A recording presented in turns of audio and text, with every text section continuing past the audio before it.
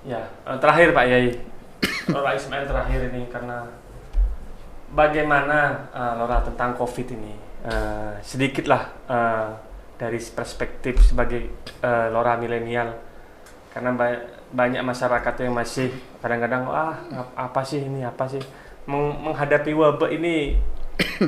Apa sih yang perlu ditekankan? Kalau mereka sedikit sekarang aja. banyak yang meragukan apa itu COVID, ya banyak yang mengatakan, COVID, corona itu gak ada ya, itu corona hanya buatan ya, hanya apa namanya itu bahasanya Konspirasi. Yang jelas menurut saya, ya, corona ini bukan hanya sekedar isu, karena akhbarnya kalau kita katakan dalam kitab-kitab itu khobar mutawatir, bukan hanya 1-2 orang yang berkata seperti itu, bukan hanya dokter-dokter saja, bahkan semua orang di dunia, jutaan orang mengakui bahwa corona memang benar-benar ada, ya kan, korban-korbannya pun juga ada.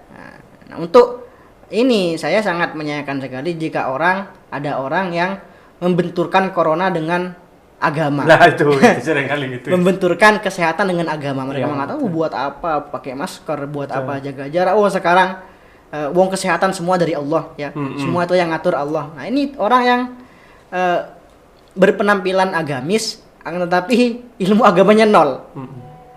Menunjukkan bahwa ilmu agamanya masih dangkal. Nah, saya teringat ada sebuah kisah yang diriwayatkan Allah Subhanahu wa taala dalam Al-Qur'an. Di situ mengisahkan kisah Sayyidah Maryam, Siti Maryam, bunda dari Nabi Isa. Jadi ketika Siti Maryam ini hamil tua 9 tahun, ketika itu beliau ada di tengah kebun, ya. Beliau hamil tua di tengah kebun, ya. Udah ingin melahirkan, ya. Jadi kan orang setelah melahirkan kan biasanya butuh hal yang butuh untuk dikonsumsi, ya, dan sebagainya. Maka Allah Subhanahu wa taala ketika itu memerintahkan, ya, kepada Siti Maryam, huzzi ilaiki bijid'in nakhlati tusakit alaiki rotaban janiyah, ya. Jadi goyangkanlah pohon kurma yang ada di sampingmu, ya, hingga pohon kurma tersebut bisa menjatuhkan buah-buah kurma untukmu. Kalau kita pikir secara logika, ya Dok, kita pikir secara akal sehat, untuk apa, ya? Seorang hamil tua, lemes, udah mau melahirkan, disuruh menggoyang-goyang pohon kurma yang tingginya sebesar pohon kelapa, ya, kan nggak akan bergerak sama sekali, mustahil bisa menjatuhkan buah kurma, ya.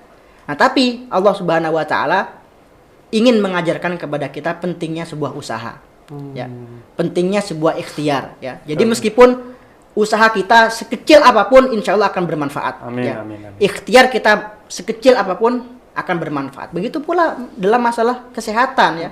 Memang kesehatan dari Allah Subhanahu wa taala, akan tetapi kita diperintahkan untuk ikhtiar, ya. Kita diperintahkan untuk mengambil hukum sebab musabab, ya. Karena sekali lagi ini termasuk bentuk adab kita terhadap hukum Allah Subhanahu wa taala. Dalam dunia ini kita harus ikut aturan, Dok. Kalau mau makan, kalau mau kenyang ya makan.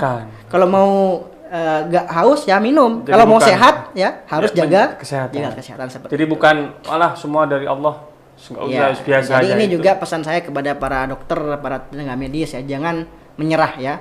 Meskipun kalian sekarang ada diterjang isu-isu miring, ya, isu-isu negatif mengatakan dokter ini mau makan duit corona dan sebagainya. tetap harus berusaha, ya, tetap harus berusaha, dan kalian harus tahu, ya, bahwa ikhtiar kalian, usaha perjuangan para dokter sekecil apapun, insya Allah ada balasannya dari Allah.